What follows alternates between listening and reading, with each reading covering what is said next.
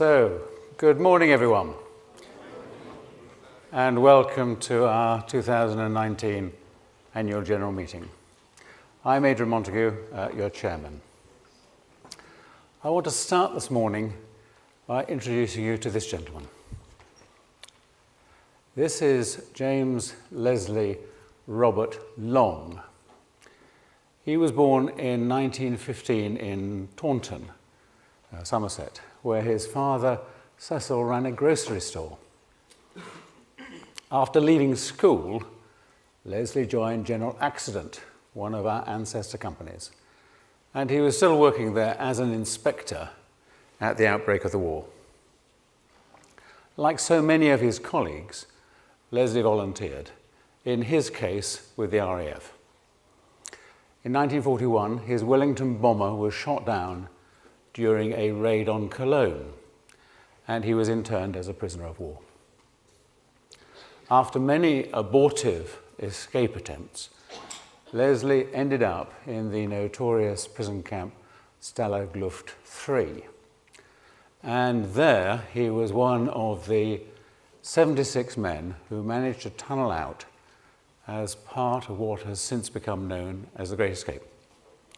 Now, as many of you no doubt know, only 3 of those 76 men made it home.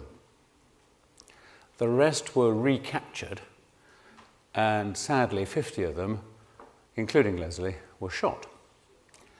This year marked the 75th anniversary of that heroic but ultimately fateful endeavour.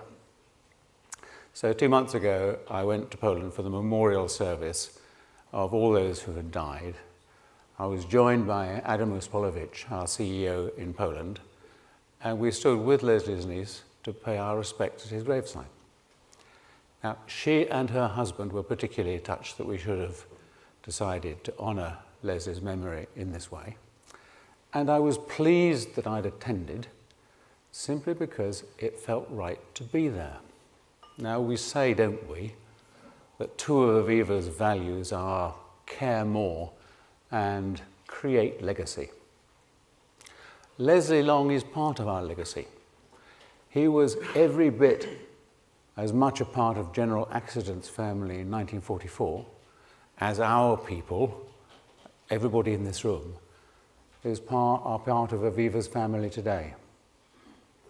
So by paying tribute to Leslie, I felt that we were at the same time paying respect to all the other employees of the ancestor companies who perished in the 2 world wars, bearing in mind, of course, that last year was the 100th anniversary of the armistice. And we were acknowledging the importance of the connections between us all. We call ourselves the Aviva family, not self-consciously, but because it sums up the dynamics that we are trying to create in this business. What this business stands for is trying to bring the human touch of kindness, if you like, into all our relationships. How we work with each other, how we serve our customers, and how we behave as members of a shared community. Now, I will be the first to say that we do not always succeed, but it is what we aspire to. All you have to do is to listen to the conversations between our customer teams and the people they are helping, and you understand that that's the ethic they try to bring into their interactions. It's an idea that feeds into everything that we do. As you saw in the film just now and on our display outside, nurturing the connections between people can have extraordinary power. You can just feel the difference it makes when you speak to the Aviva mothers and fathers who've been able to have more time with their babies thanks to our equal leave policy.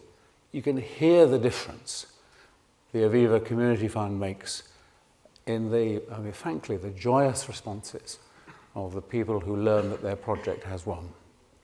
And you can see the difference our partnership with the Red Cross makes as volunteers sign up to help others in the event of a crisis. Aviva's commitment to making a difference, I'm happy to say, has been recognised at the highest international level. I'm very proud that this year the United Nations Foundation awarded us its prestigious Leadership Award for our work to make the planet a more sustainable place. And there are going to be some questions around that subject later on. And we want to do more. After all, never rest is another of those values that help guide what we do. So I'm delighted that you too, our shareholders, are doing your part. You may remember that it was at last year's AGM that you all gave your blessing to the idea of using dormant assets, that is, money that have been unclaimed on our share register, for good causes. We've now set up the Aviva Foundation to distribute that money. When we asked you about the causes you wanted us to support, your number one choice was helping vulnerable customers and those on low incomes.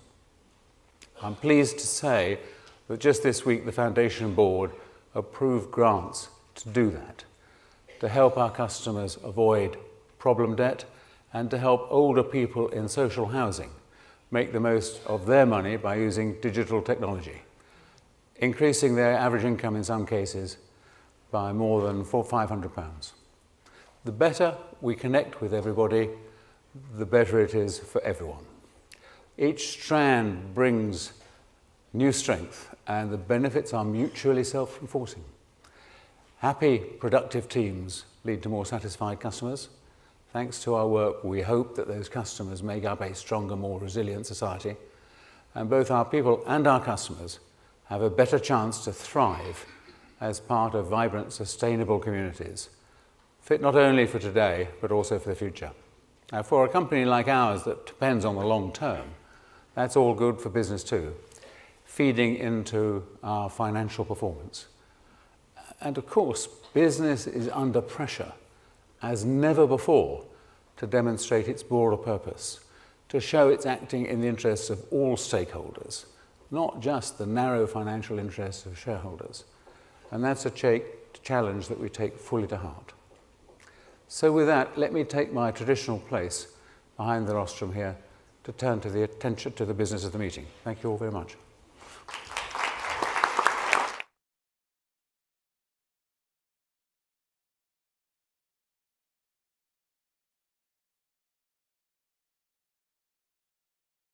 So, I'd like to thank you all for coming today and for your active interest as owners of this company. And I'm pleased to see that so many of you have managed to drag yourselves away from the excitement of the European elections. The board and I do find this meeting a great help. It's a chance to listen and to hear what's on your mind, and a time for us to share with you both what we have been up to and how we see the months to come. Now, I'm particularly pleased right at the outset to welcome our new CEO, Maurice Tulloch, for his first AGM in his new role.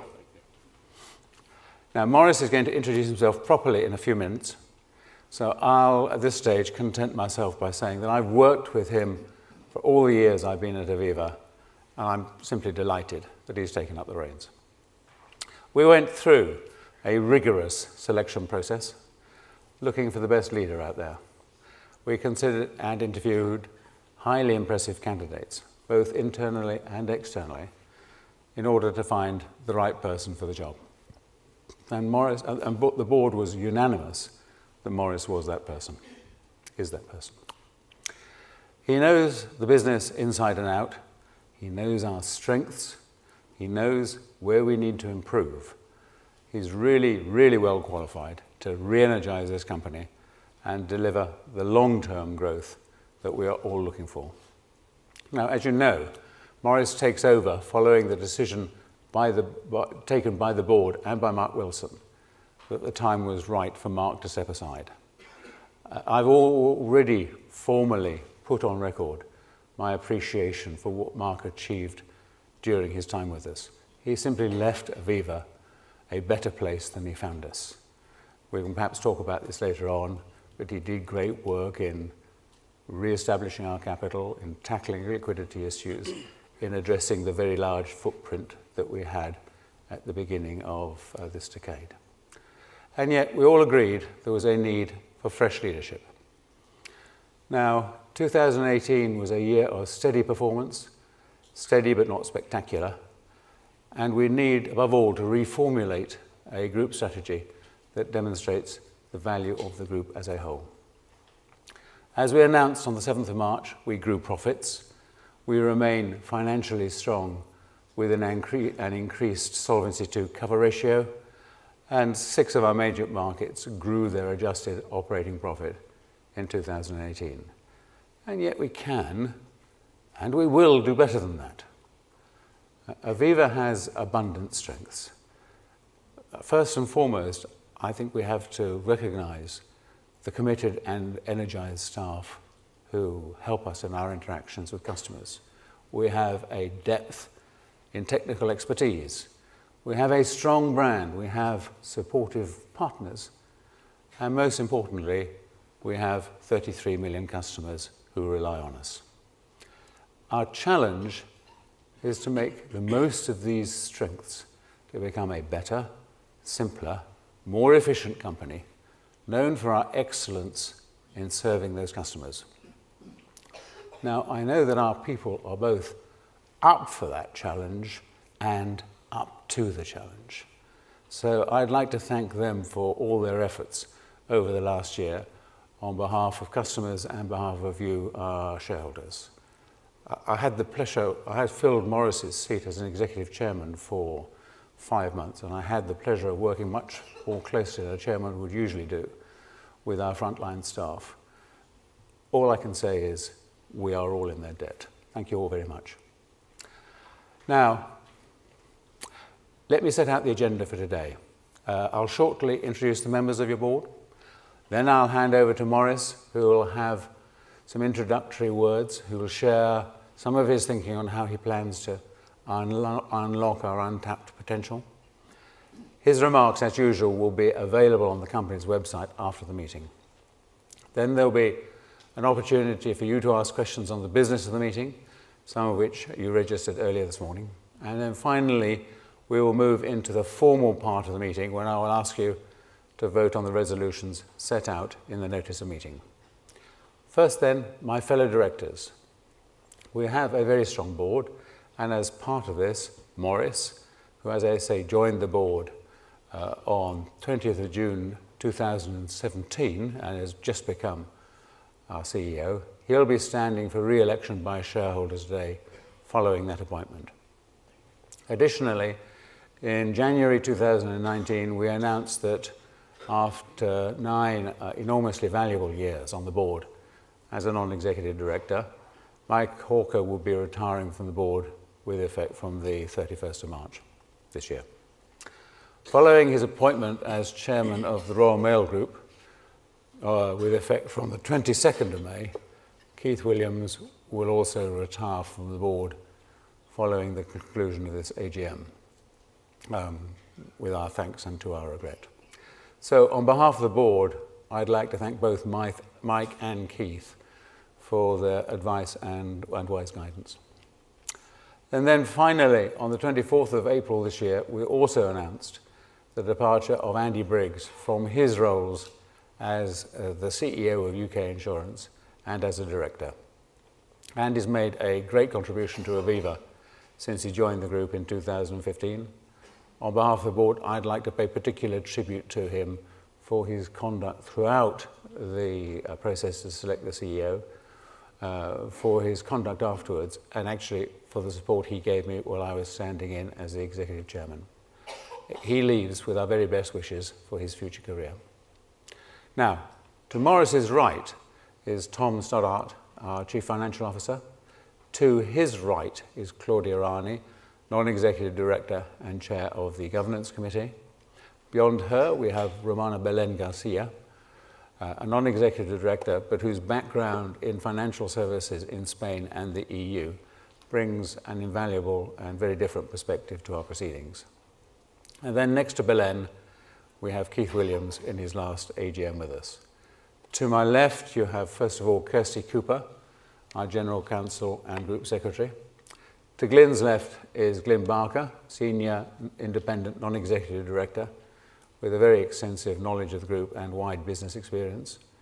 Glyn is going to reassume the role of Audit Committee Chair for an interim period following Keith's retirement until the appointment of a permanent replacement.